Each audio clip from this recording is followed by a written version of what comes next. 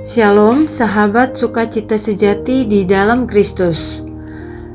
Meski sudah membaca ayat-ayat firman Tuhan yang menenangkan, kenapa hati kita tetap khawatir dan cemas?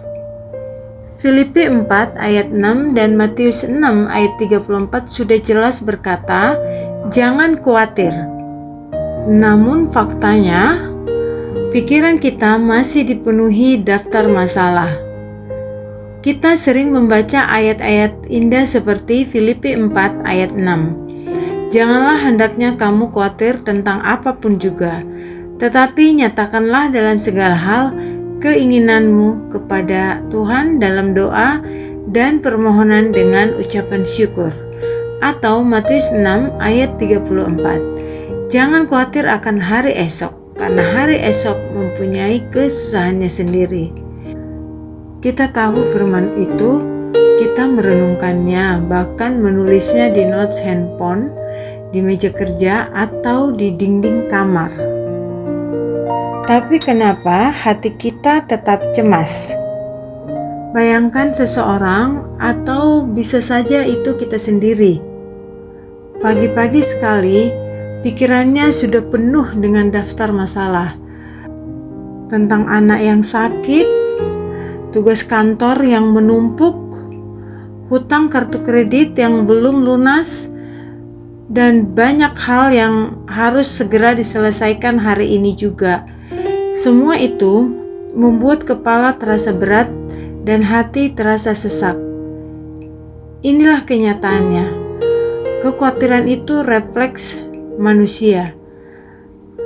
Hati kita punya alarm bawaan yang bereaksi terhadap ketidakpastian. Masalah nyata selalu terlihat lebih besar daripada janji yang tak terlihat.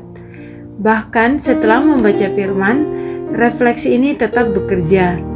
Tapi ini bukan kegagalan iman, ini kodrat manusia.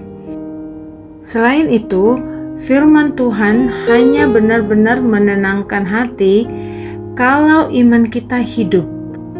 Membaca ayat jangan khawatir itu gampang, tapi benar-benar percaya dan menyerahkan hati pada Tuhan itu yang paling susah. Hati yang belum sepenuhnya percaya masih mencari keamanan sendiri. Iman itu tumbuh perlahan dan sering diuji ketika kekhawatiran datang. Paulus pun menulis, damai sejati datang dari membiarkan Allah bekerja dalam kita. Selain itu, kita sering ingin mengontrol segalanya sendiri. Kita ingin memastikan semua aman. Pikiran muncul, kalau aku tidak khawatir, aku akan lalai. Kekhawatiran muncul karena kita menempatkan tanggung jawab yang seharusnya di tangan Allah di pundak kita sendiri. Dan kekhawatiran itu seperti otot lama yang sudah terlatih. Membaca firman itu seperti memberi pelatihan baru pada hati kita. Tapi tanpa latihan konsisten, dengan doa, ucapan syukur, dan menyerahkan setiap masalah satu persatu, maka kebiasaan lama tetap muncul. Tetapi ada harapan. Hal-hal sederhana bisa mulai mengubah hati kita, yaitu akui kekhawatiranmu, tapi jangan menyerah pada rasa cemas itu. Ceritakan semua itu kepada Tuhan lewat doa. Bersyukur walau untuk hal-hal kecil, misalnya secangkir kopi hangat, anak-anak yang sehat, atau teman yang menolong. Terus ingat dan ulangi janji-janji Tuhan dalam hidup sehari-hari, sampai iman itu terasa nyata di hati. Ingatlah 1 Petrus 5 ayat 7. Serahkanlah segala kekhawatiranmu kepada Tuhan, sebab Ia memelihara kamu. Ayat ini bukan sekedar nasihat teori. Kita diminta aktif menyerahkan kekhawatiran melalui doa, bersandar pada janji Tuhan, dan belajar percaya bahwa Allah cukup untuk setiap masalah kita. Matius 6 ayat 34. Jangan kamu khawatir akan hari esok, karena hari esok mempunyai kesusahannya sendiri. Ayat ini mengingatkan kita untuk tidak dibebani oleh kekhawatiran tentang masa depan. Setiap hari sudah punya tantangannya sendiri, jadi kita tidak perlu menambah beban dengan takut akan hal yang belum terjadi.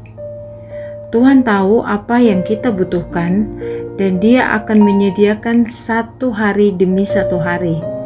Kekhawatiran tentang hari esok menunjukkan kurangnya kepercayaan pada pemeliharaannya. Ketika kita sungguh-sungguh menyerahkan kekhawatiran dan masa depan, hati menjadi lebih tenang, pikiran lebih fokus, dan damai Tuhan mulai terasa meski masalah tetap ada. Membaca dan merenungkan firman Tuhan adalah awal, bukan akhir. Kekhawatiran mungkin masih datang, tapi kita belajar menyadarinya, menyerahkannya, dan bersyukur. Lambat laun, hati yang terus dilatih akan merasakan damai yang melebihi pengertian manusia, damai yang hanya datang dari Tuhan. Mari kita tarik napas sejenak. Sebutkan masalah kita, ucapkan doa singkat, dan serahkan semua itu kepada Tuhan. Jangan biarkan kekhawatiran menguasai hati kita. Biarkan iman kita bertumbuh, dan bahkan damai Tuhan memenuhi kita hari ini. Mari kita berdoa. Bapa yang baik, terima kasih Engkau selalu peduli dan memelihara kami. Ampuni kami karena sering masih khawatir meski Engkau sudah mengingatkan kami untuk percaya. Tuhan, tolong kami menyerahkan semua kekhawatiran kami kepadamu. Ajari kami bersyukur untuk berkat-Mu dan beri damai yang hanya bisa datang dari-Mu. Kami percaya Engkau cukup untuk setiap hari kami. Dalam nama Yesus, kami berdoa. Amin. Terima kasih sudah meluangkan waktu untuk mendengarkan renungan ini sampai akhir. Jika renungan ini memberkati Anda, jangan ragu untuk membagikannya kepada keluarga, teman, atau siapapun yang mungkin sedang membutuhkan penguatan hari ini. Tuhan memberkati.